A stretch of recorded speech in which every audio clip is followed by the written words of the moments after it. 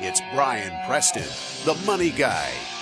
We asked our respondents, we said, okay, you've shared all the characteristics, you've shared the behavior.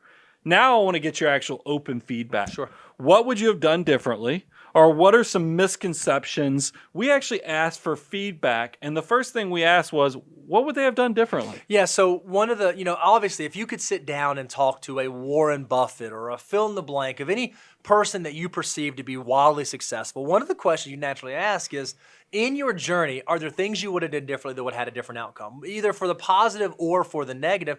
And so we thought, if we're asking a group of very successful people the keys to their success, are there things that we could glean from them that we could share with our audience to help our audience make better decisions, no matter where they are in their path to wealth building? So the way we structured this question was, what advice would you give to your 25-year-old self? And I thought the answers were pretty incredible, because it was start investing as soon as possible. A growing investment account feels better than a new pair of shoes. I love it. I love it. One said, sacrifice a little bit now for so much more later. That sounds like Brian Preston's give away a little bit of today for a great, big, beautiful tomorrow is what that sounds like. We had a quote of, debt is just stealing from your future financial success.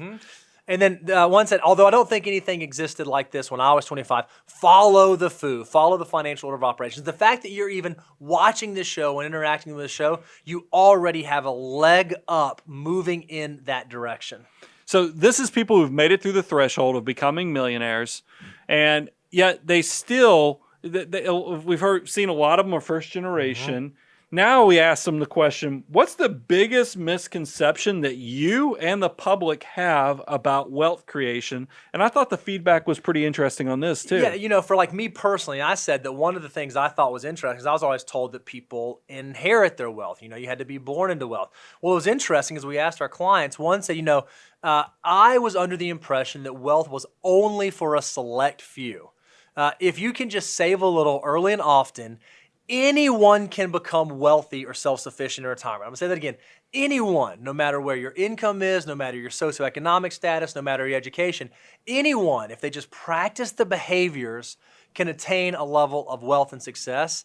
I think that should be so encouraging and so exciting. Well, the second quote we had was tied into that exact point, because it was, quote, that you have to have a good paying job to be wealthy. Spending habits have a greater impact on wealth than income. So they definitely think you don't have to have the biggest shovel. That is the misconception. You can actually, anyone can do this if you just make sure you understand discipline, deferred gratification, and you actually practice of living on less than you make and putting some of that money to work. Now, there was a second misconception that we felt like was kind of riddled through some of the comments, and this one I thought was kind of interesting and should serve as a warning for those of you out there that are financial mutants that are moving in this path. And you say, you know what, I wasn't interviewed on this survey, but one day I'm going to be on this survey. One day I'm going to be one of these folks.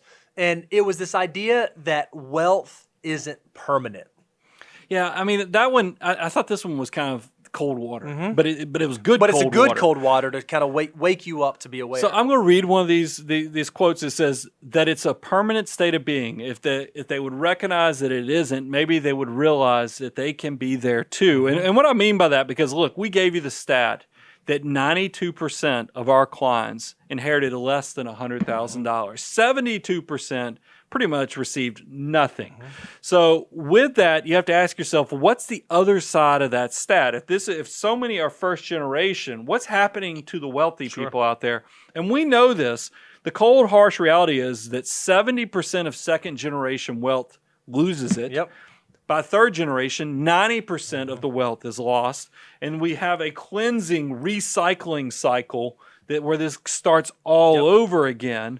So, and that leads to the last quote that we had. This was a misconception that wealthy people never have to worry about money. I believe most need to be cognizant of their spending and their preservation of at least a portion of it. And that's an echo of the fact that we say when you've won the game, quit taking on too much risk. Understand what's going on from a behavioral as well as what you should be doing investment, and respect what creates wealth and how you keep wealth. And one of the things we think is so valuable is we don't ever want you to be worried about money. What we try to do here at the Money Guy Show is we want to load you up. We want to equip you so that you understand what you are doing with your dollars. You understand what is going on out there in a macro sense. You understand exactly how you should be managing your finances so that you're not one of those folks who has to worry about money, but you're one of those folks that understands how I can take and use this to achieve all of my financial dreams. So I shared with you guys, this is very full circle for me. I've always been inspired by the Millionaire Next Door and any type of research study on what are the secrets, what makes a millionaire tick, what's the mindset that creates this success. I am so excited the fact that we now get to create this content. We actually get to interview. We get to do surveys of our existing clients. There's a lot of you out there that I know that you're the next farm team for this survey. That's what, when we talk about how did we get these people? This is all called the abundance cycle. We have loved on people since 2006. We started doing the podcast in 2006, and we go with this basic abundance cycle concept where I'm just going to give you tons of free advice. We're going to load you up. I want you to learn, apply, grow your financial success till you get to this level of complexity that you're going, I throw in the towel. I can't do this by myself. I need a co-pilot. I need to make sure that even if I am smart enough to do this by myself, if I'm not here to speak for myself, I'm not ditching my loved ones to where they have to figure this all out. This is how we pick up clients. This is how we grow. We know it might take years. We know it might take decades for you to reach that.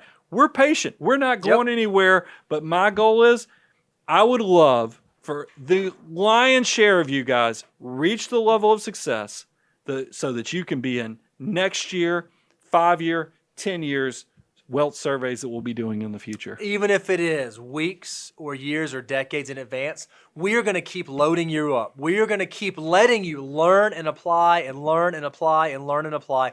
If you've not gone out to our website, go to moneyguy.com/resources. Check out our resource page. We are constantly adding new deliverables, PDF spreadsheets. We want you to have information that you can use, actionable information to take your finances to the next level. And once you get to that next level, we're excited to welcome you into the family. Guys, thanks so much. I'm your host, Brian Preston, Mr. Bo Hansen, Money Guy Team, out.